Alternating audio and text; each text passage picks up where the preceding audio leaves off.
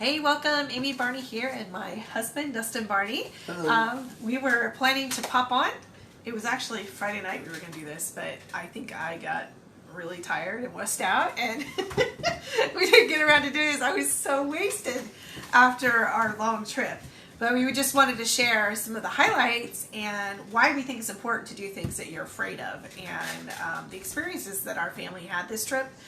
While doing many things that especially our two younger children were afraid of, and what exactly happened through doing those experiences. So, Dustin, did you want to start off sharing anything? I know you were talking to me about the importance of, after taking your children through difficult things, revisiting that.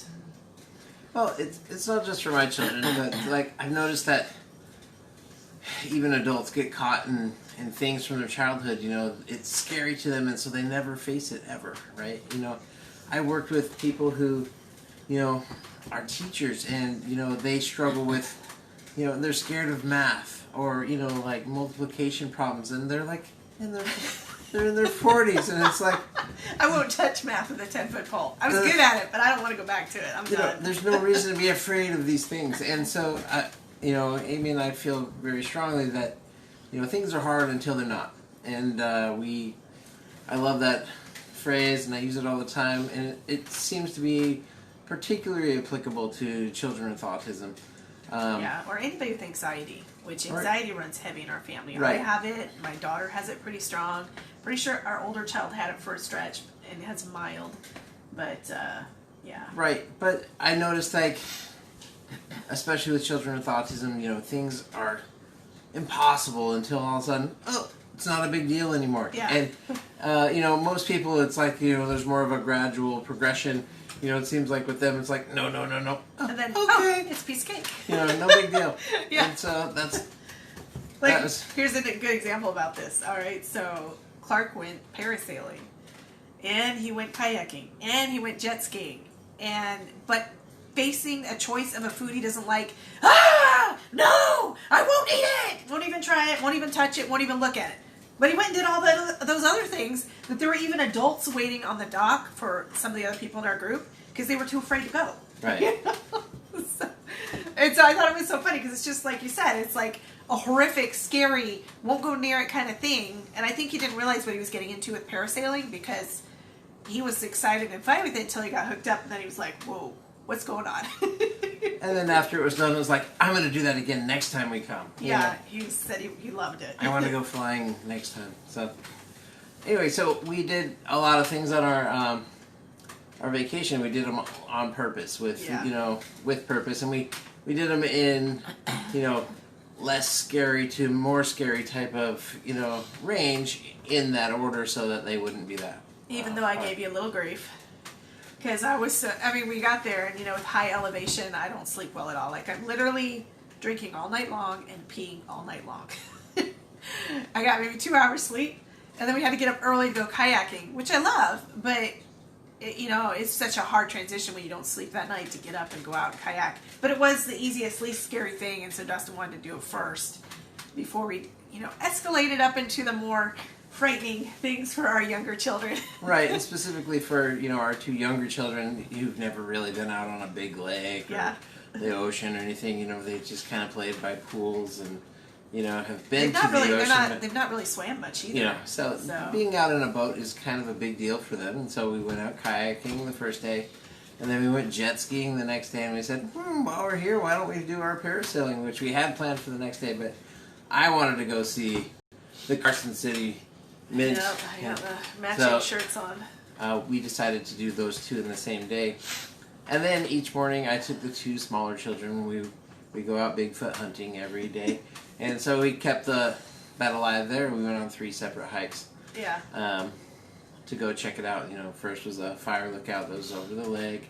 The next time was a little garden trail through like a college campus.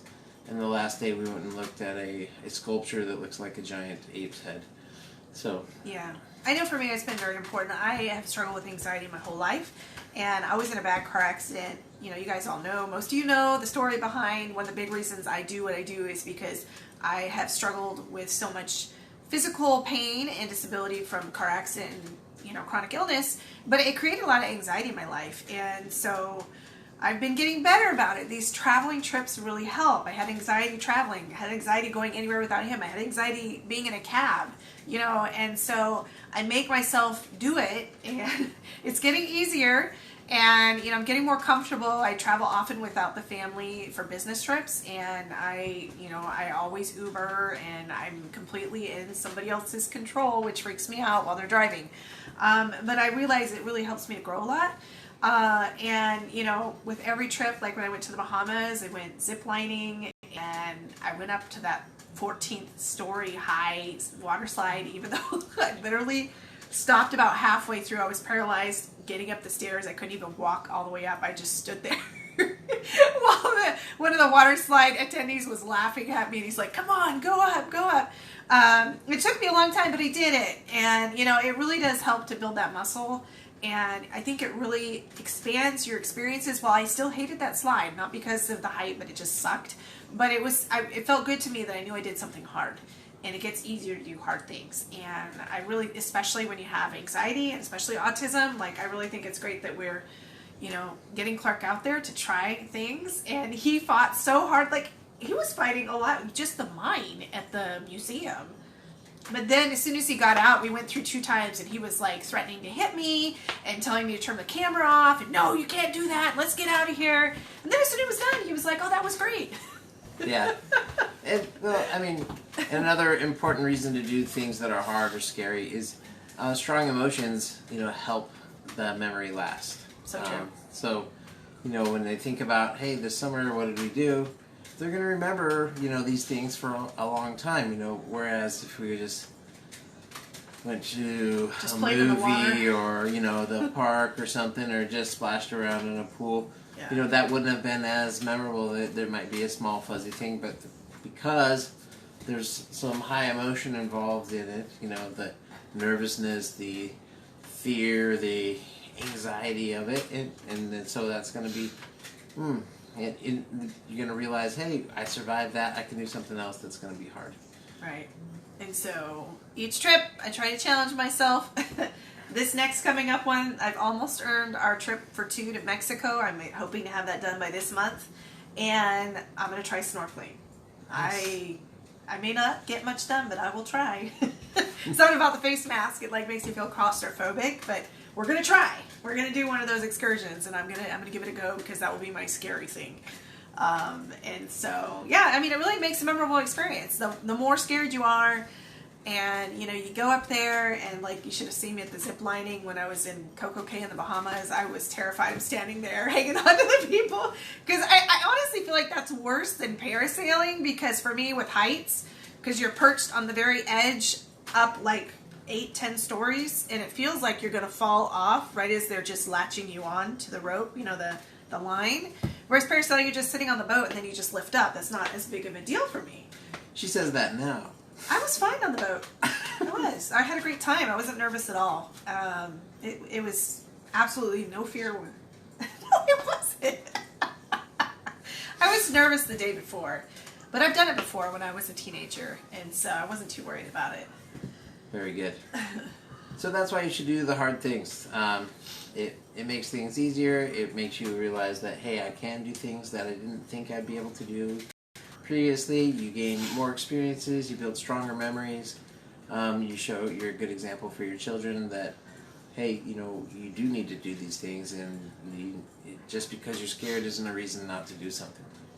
Right, I actually had both of the nervous children with me on the jet ski. And I was a little nervous because I didn't want them to fall off in the lake, because I knew that would be a big deal if somebody fell off, because I'd have to take care of the other one, and the other one would be freaking out and would freeze and wouldn't want to try and help themselves onto the jet ski. Thankfully, we didn't have anybody bump off, but I almost got bumped off. But I have the older child who's afraid to drive, and so I had her drive. Oh, okay. The jet ski that's most right. of the time. Yeah, she's not wanting to get her license. So that was fun for her until she almost bumped me off. And then I think she got a little nervous and wanted me to drive the rest of the time.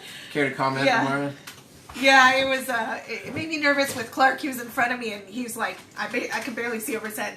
He wasn't scared at all. He was like jumping up and down and squealing like he does, all happy, stimming.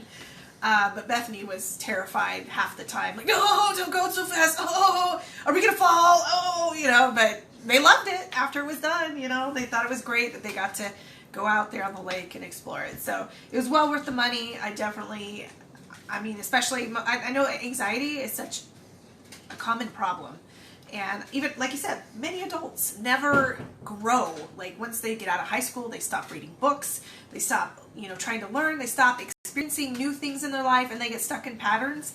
And the joy is, what you're going to find is, I just shared this thought, like where you can't have joy without a lot of struggle, and so they go together. And when you go through these hard things and you face your fears and you experience that struggle, then you get to experience so much joy, just because it means so much more when you put the work into it. Like we did that big hike, and I didn't know what it was going to look like when we got up to the top, but I just knew I felt like I was dying because it was such high. What were we at, like 7,000? Yeah. With 7,000 elevation, I'm out of shape. And I really struggle with elevation. I think more than a lot of people, it hits me hard. And for those of you who don't know, we live at an elevation of 6 feet. 6. So for us to be at 6,000 feet or 7,000 feet, that's over 1,000 times higher than we're used to. So, and I have asthma. We're pretty wimpy about it, but we did it anyway. Yeah, normally I'm fine. I can walk fast. I walk fast. I hike, but it was rough, and it was just like straight up, up, and it just looked like every turn I'm like, are we there yet? When's it? We didn't know how long it was going to be, and but I'm like, I'm not going to stop because we put this much effort into it. We're going to keep going, and we got there, and it was just the most beautiful view I have ever seen. Then we couldn't get her to leave. Well, yeah, I would have liked to stay there for an hour or two just to, it was just absolutely stunning. And the effort and the work that I put into it made it so much more worth it. And so I love that, we're teaching our children that. I think it's so important to face the struggle, to face the hard, to do the hard things. Then they become easier, and you experience that joy of learning something new, of overcoming something that's hard. And it really, I think, adds a lot of meaning into my life, and I hope our children's lives. So do something hard. Yes, definitely. And whatever that is, and that can be small. Like for me and my business, I've been doing hard things for 5 years. Like I am always learning new things, and I like just posting a picture of myself. That was hard when I first did. I'd never done that before, and it provides so much growth and a lot of joy. It's all tied together. That struggle and the joy. You can't have one without the other. So, any last words that you want to say? No, I think I said it. Things are hard till they're not. Yeah. That's kind of like our mantra here. Yeah.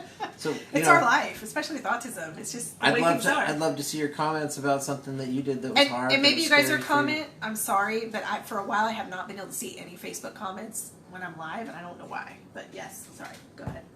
We'd love to see their comments. Yeah, I'd love to hear what you guys did that was hard recently. Yeah. Be good. Yeah. Cool. Well, thanks for listening. Like you said, would love to hear what you have to say. I'm super passionate about this. Like I've shared many times about my journey in the last 20 plus years of a lot of struggle I've dealt with. And while I never want to repeat a lot of the things I've been through, they've also created a lot of experiences of joy in my life because of the struggles I've gone through. And so I'm such a big believer in that, and going through the struggle that you need to go through, facing the obstacles that you have in your life because they are there for a reason, and the obstacle is the way. I shared that column you sent me. I'm a huge believer in that. The obstacle is the way. The big obstacles you think are getting in the way of your dreams are there for a reason, and they are what defines your life. So anyways, thanks for watching. We had a great trip, and I really think it makes an amazing experience because we did do those hard things rather than, like you said, being something you just forget, just like that. Yeah. So, by the way, if you are, like us and you love to learn and grow and you'd really like to develop that side, just grow different aspects of your life and become more successful, I do have a great recommended reads and audio list. This is by Ray Higdon. He's super successful. He's one of my coaches. If you would like that, there's a lot of really great books on here. Some of them that I really like on here, like number 4, number 6, number 7, a lot of really good ones. If you'd like that, just shoot me a message and I'll send that over to you. All right, have a great night. Bye.